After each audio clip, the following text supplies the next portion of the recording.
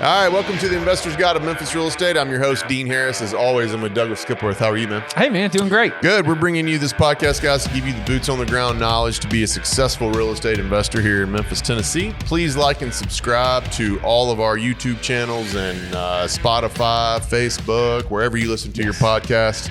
Show sponsors are listed below, guys. We could not do this without any of them. CrestCore Property Management, Will Griffin, Cliff, Everton, and Mashmeyer, Local Title, Triumph Construction, and Corlin Financial. So we're happy to have all those guys on the team.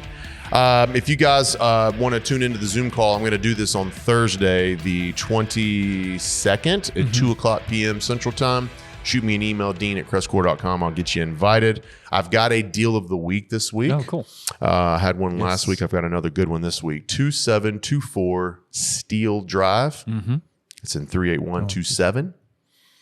$79,900 is the list price.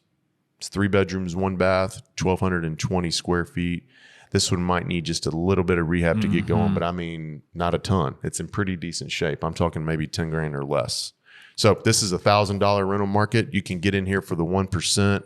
I'll check on the BRRRR to find out where the comps are. I don't like to pull those, and I like to give those live to clients. But 2724 Steel Drive, 38127, listed for $79,900. 3 bedroom, 1 bath, 1,220 square feet. It's a $1,000 rental market, and I think we can get in here for $10,000, $11,000 in rehab. So dean@crestcore.com if you have any questions on that one. Today, we're going to talk about buying the house and not the tenant. Yes. It's extremely important for, I'm getting this a ton. Yeah. I'm getting houses that are occupied more than what I was in the past 12 months. Past 12 months, I'd say in 2023, we were dominant on vacant houses that needed some rehab. 2024 is shaping up to be a little bit different. I'm getting a lot of those houses that we sold have been rehabbed and they're being turned over. So I'm trying to sell them again. And I'm seeing way more properties that are occupied, decent shape, or they just were rehabbed and they occupied them with a market rent tenant and it's now for sale. That to me, I'm getting a lot of those questions. If you've heard me talk before about how to enter in our market, entering our market with a safe product that is going to be low maintenance, low trouble, low everything for you is the way to get into this market and start. One of these properties that is occupied in cash flow and might be the route to take. And I'm seeing these at 120 and less. I'm seeing 130 and less of basic turnkey properties. So there's a lot of different things. I want to talk about that today. Oftentimes investors, I'm catching them, they're backing off deals due to a tenant that might not be performing like they should, or is causing more trouble than what they should. But we've got a great deal on a house. So I want to talk about that for a minute and talk about why, especially now in this market, if the price is right and the tenant is not so hot, I'm going to encourage you to move forward. Yes. Okay. Because for the same reasons that I bought more houses last year than I probably should at the interest rate that it was at, we're not going to be able to find these prices in the next 12 to 24 months. We're just not going to be able to see them. So if the only thing that is holding you up from a really good deal in a good area is a tenant that's not any good, there are ways that we can work through that, and that I'll encourage you to try to work through that. Now, I want to also kind of caution, like every single case is not one I'd go after. Okay. So you might find a bad tenant in there that we all look at and go, phew, this might not work, right? But in most cases, I'm thinking that you can find a way to move on with this tenant. Yeah. I mean, I think you've had bad tenants. Oh, sure. But I'm thinking about what you're saying is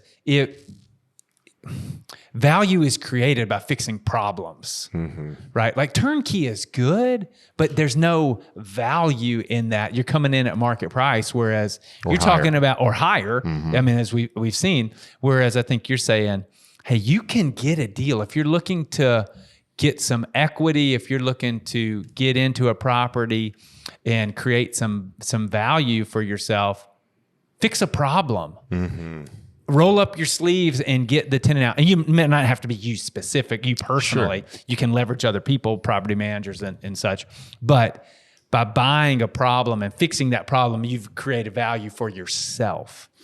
Yeah, and if you look at the big picture, Douglas, like if you look at the grand scheme of things, and what I mean by that is from the time you buy an investment property to the time you either die or give it to a family member, are you really going to be thinking about this very small hiccup? We're buying a property that's going to stay in our portfolio for years and years and years.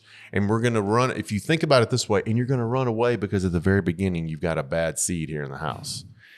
Let's talk about, like, you might say, well, what are you going to do in that situation? You know, like the next question might be, okay, great. You're telling me to take the bad tenant and to accept the bad tenant. Well, what do we do to get that tenant out or move on from that situation, right? Well, what's the first thing? Eviction, right? Yeah. You ever evicted anybody? Yeah. Yeah, it happens. I mean, yeah, you have to do everything. I mean, I think this is a really good topic. I want to go back because it reminded me when you said that portfolio or that house over that span of time.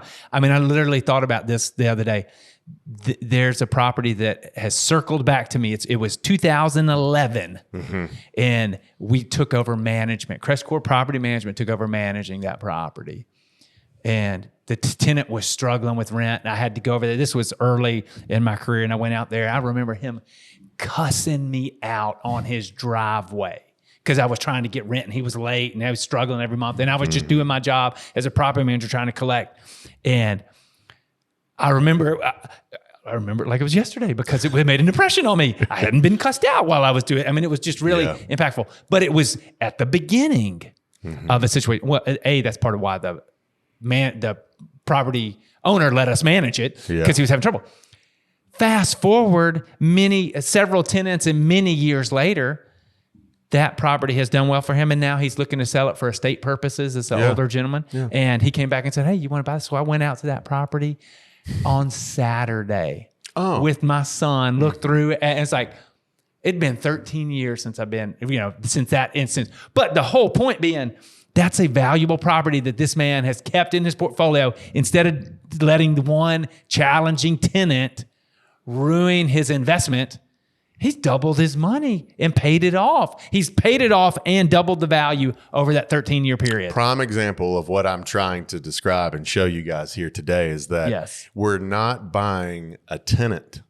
We're not buying a tenant. We're buying the house. Yeah, it reminded me of like when we talk about you're buying a house and you date you marry the house and you date the rate. Yeah. And here I was like, you marry the house and you date the tenant. Yeah. Figuratively. I'm not dating literally. A ton of tenants. Not literally. Hundreds of tenants. Don't be. But you're right. I mean, you that's what you do. You quote date the tenant because they might be there for a while. They might not. But the biggest thing is how many more times, it's not the last time, but if you find a great deal and a great buy on a house, you got to buy it. We'll work with the tenant. So how do you get them out? Like eviction. Yes. Right? Oh, coming back. Let's go back to eviction. Yes. Talk about evictions. I haven't had a ton of these. I've offered.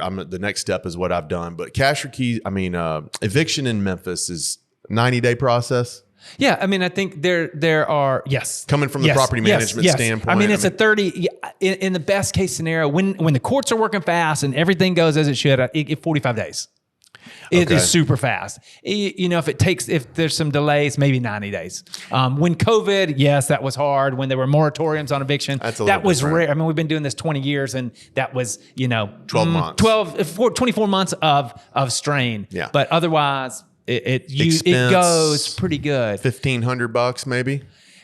Their filing fees, their fees for if you have to set out. Sometimes they'll move out, but it depends on the price. I hate to put it. I mean, their filing fees are like in the $300 lawyer fees. So I mean, it's gonna cost you minimum $500. Yeah, to get somebody out. So budgeting, go a little over $1,000 just to make sure you're taken care of. And so in Tennessee, this is not the worst case scenario. So this is another reason. Could you imagine passing on a great deal in an area you want to own over 45 days of trying to get somebody out of the house and maybe $1,500 max? No.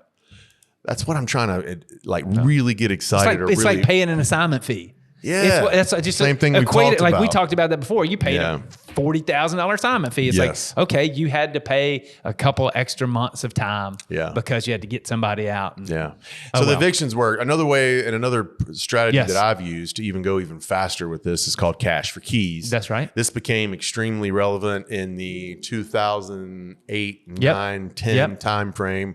Mortgage companies across the country were having people default and they had no way to get them out of the house. So what they were offering them was cash for the keys. Yes. What we do now is a little bit different. They were offering thousands and thousands of dollars for people to get out of the houses. These were, a little higher end homes, but in these rental properties, anywhere from $1,000 to probably $2,000, you can get someone to move. What you do is you offer cash for keys, and what that means is you show up with the property manager. I've done it here with CrestCore several times. CrestCore will show up in the driveway. They'll have a addendum for everyone to sign that I've already signed that releases me, CrestCore, and this tenant from the lease. The property manager will walk through the home to make sure that there's no major damage. They didn't get upset and tear the thing up on the way out. We'll come out in the driveway. Everyone will sign this cash for keys addendum, and right there we'll hand that tenant a check. My locksmiths are on site. They're going to change the locks right then, and I'm going to continue and move on with the property and avoid the eviction. Now, you've got that's a delicate line there, because what I'm asking my investor client base to do is to pay somebody money that owes them money. So I understand the mental hurdle you've got to get over there, but I'm just as quick as I say I understand it, I'm also going to tell you to go ahead and just get over it.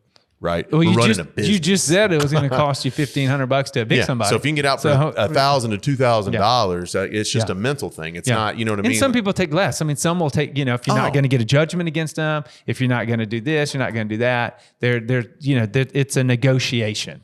I talk about garnishing wages. I talk about all of that if they refuse to do this. And I hate to be that way, but if you think about it, when I offer that, let's say the tenant owes me 2 months rent, because I don't wait a long time. I'm not going to wait 6 months for the rent. Absolutely not. We're going on month 2 of them owing me rent. I'm starting to present this right away, right? And you might think to yourself, man, that's pretty harsh and aggressive of you to try to move and bump. Actually, no, it isn't. Think about what I'm doing. They owe me months worth of rent, several by this point, right? I'm handing them money to start over new somewhere else. I'm going to ask them to move out of the home. I'm going to ask them to get out quickly, typically in a couple of weeks, so we can all move on. But they're going to be able to take that money that they don't have, or they'd be paying me rent with it, and they're going to go in and find a new place to live and try to kind of regroup and restart. I actually think it's much better than the eviction, because the eviction, it's stuck on their record. Correct. They don't receive any money from me, and it's going to be much harder for them to rent the next place. And it's humiliating for them. And it's humiliating. It's like nobody wants to go through that process. It's unfortunate that it happens. Sometimes it comes to that, but you'd much rather them go out on their own, leave on their own. Worst case, to do a cash for keys scenario. So there's a couple of different ways that you can get out of it: the eviction, the cash for keys. But my main kind of point to this podcast today was, you're buying the house and not the tenant. And it's just, I want that to make sure that we get through that as these houses become available this year, there's going to be more and more and more. I sent out, I think, some this afternoon that are going to have occupied and cash flowing houses. So there's going to be those properties that are going to come up. I would encourage you to look through those and make sure that you're making good decisions. Again, most are going to be good tenants, right? Yeah, if they're occupied, a lot of sellers are not going to put them on that, most of them. But if we find that house that has that tenant that's not performing very well, don't just kick it to the curb because of that. No, man. I mean, I think we talked about it, but they're great examples of creating that value from that situation. I think one of the best investments I ever had was because of somebody who was living in a house, was a hoarder. Yeah. And she wouldn't get out. And so we had to buy that house, work with her, and get her out of that situation. And she was thankful at the end. Right. Because we talked with wholesalers, because she was thankful that she got out of a bad situation with her dignity. That's right. And there are ways to do it where, this isn't just, you don't have to set people on the curb to get troubled tenants out. You can work with them and get them out, which creates that. As long as they're communicating, win-win. Douglas, I'm going to work with them. For sure. As long as they communicate with me, we're going to work somehow. Yes. It isn't going to be, I don't mean work by stay for free. But what I mean is work to get to the next step. It's not going to be in my house if you don't pay rent. But what I'm going to work with you is to get you to that next step in life and have you move on to the next thing. And then, to your point, you've got your house back. You've got the investment that you're going to hold for a long time, and you're going to put somebody else in there. It's going to be cash flowing again. It's going to be great.